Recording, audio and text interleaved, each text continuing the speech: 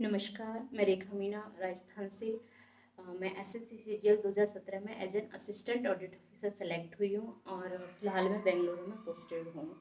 मैं मेरी जो जर्नी ऑफ सक्सेस है उसको आप सबके साथ शेयर करना चाहती हूँ। स्टार्टिंग से बताऊँ तो मैं बचपन में कभी भी पढ़ने में अच्छी नहीं थी, इवन डिज़ास्टर पढ़ने में। जब मैं 5th क्लास में थी तो मुझे हिंदी तक नहीं पढ़ना आती थी, इंग्लिश तो बहुत दूर की बात है। और मेरे पेरेंट्स इस चीज़ के लिए बहुत दुखी रहा करते थे। इसके लिए उन्होंने एक ट्यूशन टीचर भी लगवाए थे जो हमारे घर पढ़ाने आते थे हमें। और जहाँ भी वो पढ़ाने बैठती थी वो मेन गेट से सीधा दिखता था। और जैसे ही मैं खेल के जाती थी तो मैं देखती थी चोरी चुपके कि टीचर आए हुए हैं, तो मुझे बस उनको देख के पार हो जाना था। इस तरीके की मेरी बचपन की स्टडी थी। लेकिन मेरे फादर ने नोटिस किया था कि मैं जो भी काम करती हूँ बहुत लगन के साथ करती हूँ पढ़ने के अलावा।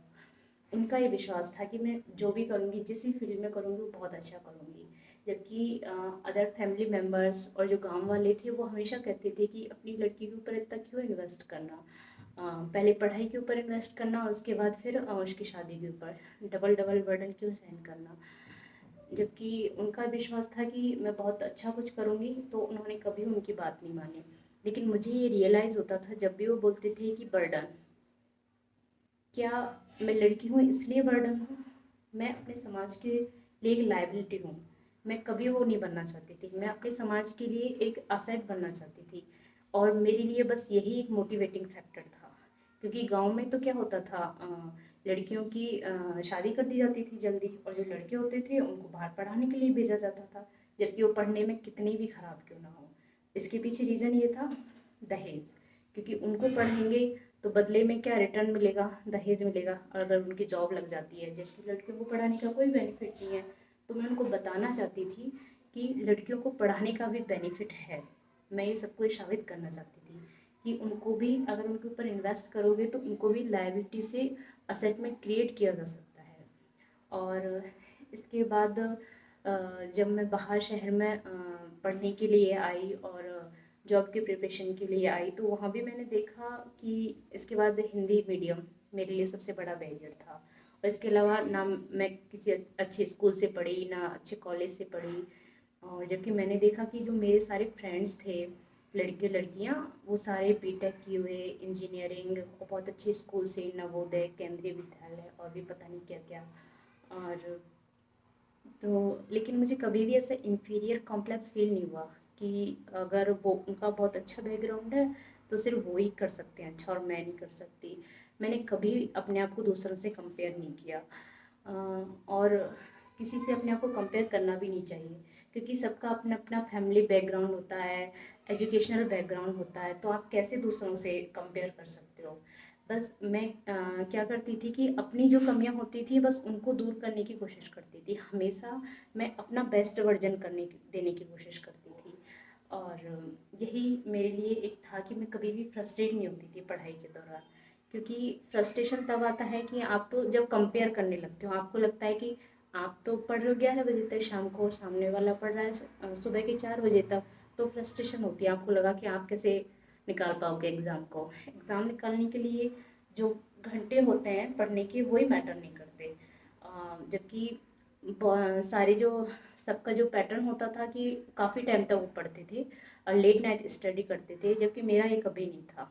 मैं उनको कभी फॉलो नहीं करती थी। मैं हमेशा से जल्दी सो जाया करती थी और सुबह जल्दी उठ के पढ़ती थी। यही पैटर्न रहा था। शायद ये भी रीज़न हो सकता है कि मैं कभी भी फ्रस्ट्रेट नहीं हुई थी पढ़ाई के दौरान। और कभी भी मेरा जो एक कॉन्फिडेंस लेवल है वो कभी कम नहीं हुआ। मैं किसी भी एग्ज़ाम में फेल होती थी तो मेरे पापा हैं, मम्मी हैं, तो मैं उनको मतलब एक ढांढस दिलवाती थी कि नहीं, क्या हुआ, अगला एग्ज़ाम है ना, मैं दूंगी, मैं पास करके दिखाऊंगी। और बस उन्हीं का ये विश्वास था और मेरा अपने ऊपर विश्वास था कि मैं कर सकती हूँ। और इसी की वजह से शायद मैं यहाँ तक पहुँच पाई हूँ। क्योंकि जहाँ तक मुझे लगता है कि किसी की भी सफलता में या फिर ये मेरी सफलता में जो सबसे बड़े जो मूल मंत्र थे वो ही थे। एक तो डिटर्मिनेशन अपने पढ़ाई के प्रति और अपने गोल के प्रति जो भी आपने सेट किया है। और एक दूसरा है कंटिन्यूटी। आप लगातार अपने गोल को सेट करके उसके प्रति काम करते रहिए, लगातार बढ़ते रहिए।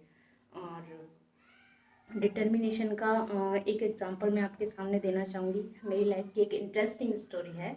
मैंने आपको बताया था जैसे कि 4th क्लास 5th क्लास में पढ़ने में अच्छी नहीं थी और टीचर को देख के भाग जाया करती थी। वही लड़की जब जॉब की प्रिपरेशन कर रही थी तो मुझे क्लास जाना था, और जो मेरे लैंडलॉर्ड थे वो नीचे से जो मेन गेट होता है उसको लॉक करके चले गए, उन्हें पता नहीं था। तो मैंने जो सामने अंकल थे उनको ये सब बताया। तो मैं जहाँ रहती थी वो डबल स्टोरी बिल्डिंग थी, और जो अंकल थे उनका था उनकी वो पहली मंजिल थी।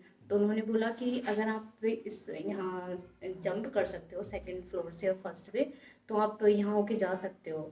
तो मैंने वही किया, मैंने जैसे तैसे ही करके, और जो मेरा जो सेकंड फ्लोर था वहाँ से बालकनी में आके और वहाँ जंप किया था, और तब जाके मैं क्लास गई थी। मतलब बाद में इतना चेंज हो गया था मेरे अंदर कि मैं एक भी क्लास नहीं मिस करना कोई भी, और हमेशा पढ़ाई के लिए बहुत ज़्यादा डिटर्मिनेशन था। और हिंदी मीडियम भी बहुत एक बैरियर था इसमें, क्योंकि अधिकतर जो भी एग्ज़ाम होती थी मैंने देखा कि वो इंग्लिश मीडियम स्टूडेंट्स होते थे, सिर्फ वो ही निकाल पाते थे। और ऐसा नहीं कि हिंदी मीडियम नहीं निकालते थे, लेकिन बहुत कम ऐसा होता था। और ये जो मैंने एग्ज़ाम निकाला है एसएससी सीजीएल, इसमें भी जो प्री है उसमें 50 नंबर का क्वेश्चन पेपर आता है इंग्लिश का, और मेंस में आता है 200 नंबर का। तो यहाँ भी मुझे बहुत वर्क करना पड़ा इंग्लिश के ऊपर, लेकिन मुझे अब पता था कि मैं कर सकती हूँ। मैंने कभी भी दूसरों से अपने आप को कभी कंपेयर नहीं किया, और शायद यही एक मूल मंत्र था मेरी सफलता के पीछे। और इसके अलावा मैं भी आप सबको ये बताना चाहती हूँ कि आप जिस भी फील्ड में हो, जैसे भी हो, अपना बेस्ट देने की कोशिश करो। अपनी जो कमियां हैं उनको ढूंढ के और उनको दूर करने की कोशिश करो।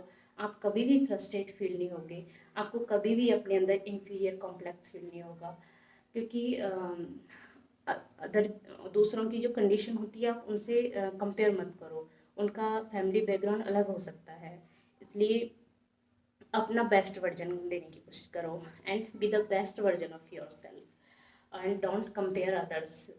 सो बस ये बताना चाहूँगी। और दूसरी बात ये है कि जितने भी फादर्स हैं उनको मैं ये बताना चाहती हूँ कि अपनी जो बेटी है उसको ये मत बताओ कि आपके सपनों का राजकुमार आएगा और आपको लेके जाएगा, बल्कि उनको ये बताओ कि उनकी लाइफ की वो खुद हीरो है, और उन्हें खुद अपने ऊपर निर्भर होना बजाय कि दूसरों के ऊपर निर्भर होने के।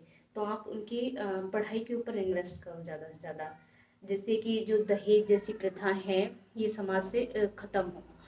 और कभी भी अपने आप को डिमोटिवेट जैसे भी फील करो तो आपकी जो भी हॉबी है उसको एक्सप्लोर करने की कोशिश करो, आपको कभी भी ऐसा फील नहीं होगा। जैसे कि मेरी स्टार्टिंग से हॉबी थी, जैसे जब मैं पढ़ने में अच्छी नहीं थी तो मैं डांस करती थी, और जब भी मैं डांस करती हूँ आई फील वेरी लाइट, मुझे पढ़ने का मन करता है। तो हमेशा अपनी एक हॉबी होनी चाहिए, सिर्फ ये नहीं कि आपने लाइफ का जो भी है गोल सेट कर लिया उसी के प्रति हमेशा ही ऐसे पागलों की तरह बस पढ़ते रहो। ये कभी नहीं होना चाहिए। हो सकता है आप उससे फ्रस्ट्रेट हो जाओ, अगर जैसे भी आपको नहीं भी मिलती है सफलता, जो भी रीजन रहे हो, तो इसके लिए तो आप जो भी फील्ड में हो, जैसे भी हो, अपना बेस्ट देने की कोशिश करो। Don't compare to others. Thank you.